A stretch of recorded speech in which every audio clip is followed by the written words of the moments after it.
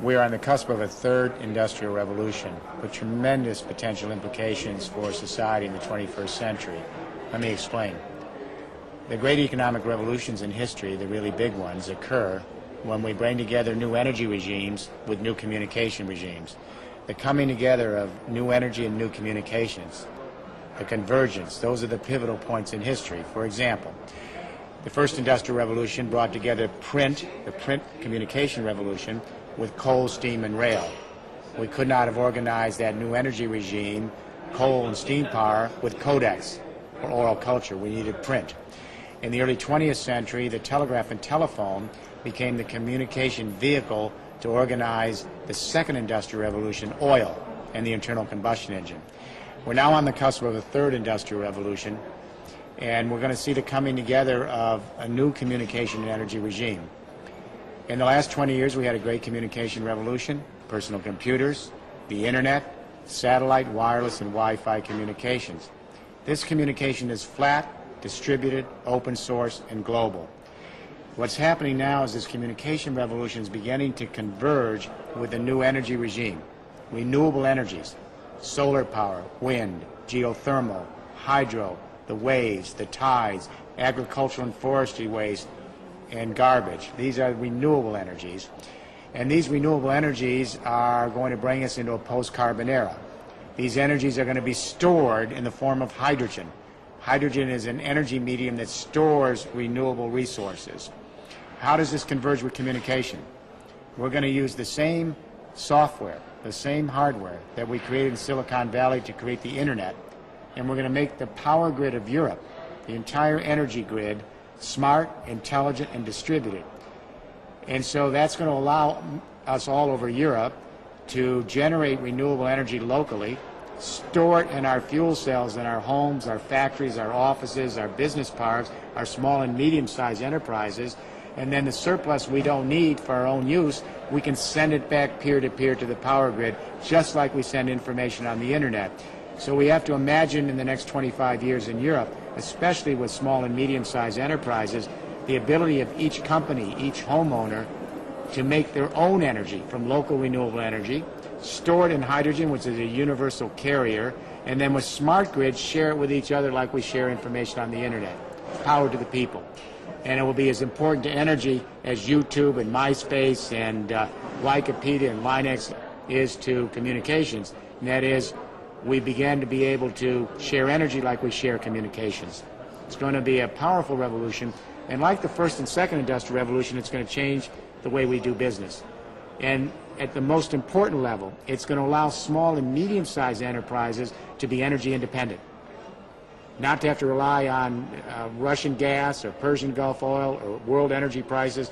It means SMEs are going to be able to put solar panels on the roofs, have wind power, hydropower, local agricultural waste, generate their own energy, store it with hydrogen, and then share it in thresholds or loads with each other across smart power grids.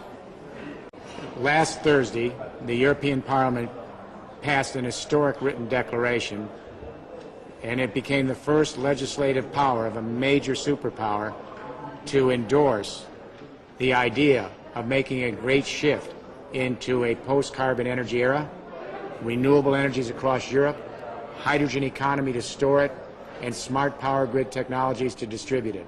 So this was a milestone because not only did a majority of Parliament pass this declaration, but for the first time in the history of the EU Parliament, the heads of all 7 political parties in Europe joined together, along with the leaders of the major committees, along with the President of the Parliament, and together they said, we're going to journey into a new economic era, third industrial revolution, a new energy era, renewables, a new economy, a hydrogen economy. So the European Parliament has now become the first legislative body of a superpower to commit itself to a new framework, a new narrative, a new story for the world, to become the first political space on the planet to move us beyond the old energies, oil, coal, gas, and uranium, to the new energies, renewable and hydrogen, and to reorganize the new energies so that they're distributed, so that people can have control over their own power. It's truly power to the people. It's an enormous event. and a great turning point for the European Parliament and for Europe. Interestingly, the parliamentary initiative was supported by some of the key associations in Europe.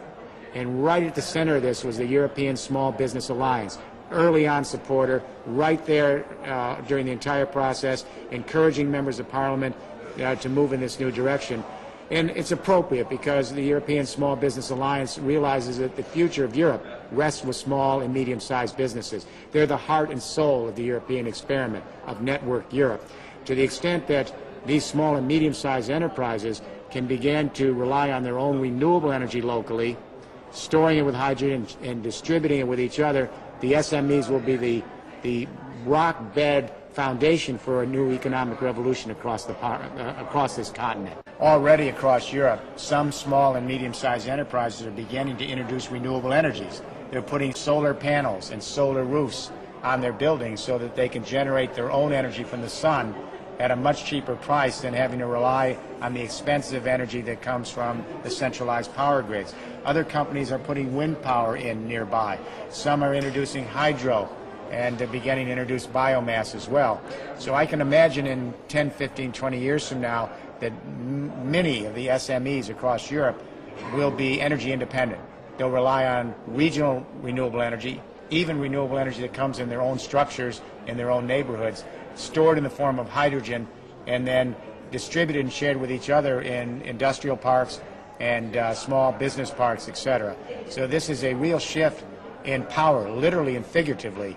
As energy becomes more distributed, it means small and medium-sized enterprises can claim their independence and also become interdependent and begin to help each other in terms of making a new sustainable economy for Europe. And as Europe goes, so goes the world. So this is a real lighthouse project for moving us beyond the old energy regimes. I would like to personally thank the European Small Business Alliance for being there at the get-go with this important political initiative. Without the help of the European Small Business Alliance, it would have been difficult to reach out to so many parliamentarians across all the political parties. I think there's a deep realization in this Parliament that the heart and soul of Europe is its SMEs. And when the European Small Business Alliance said to the members of Parliament, this is where we have to head, this is the future, we want a new energy regime for Europe, the parliamentarians, they heard the message and they voted. So again, I think the European Small Business Alliance should be thanked for helping take part in and becoming a major force in getting this declaration passed here in Brussels.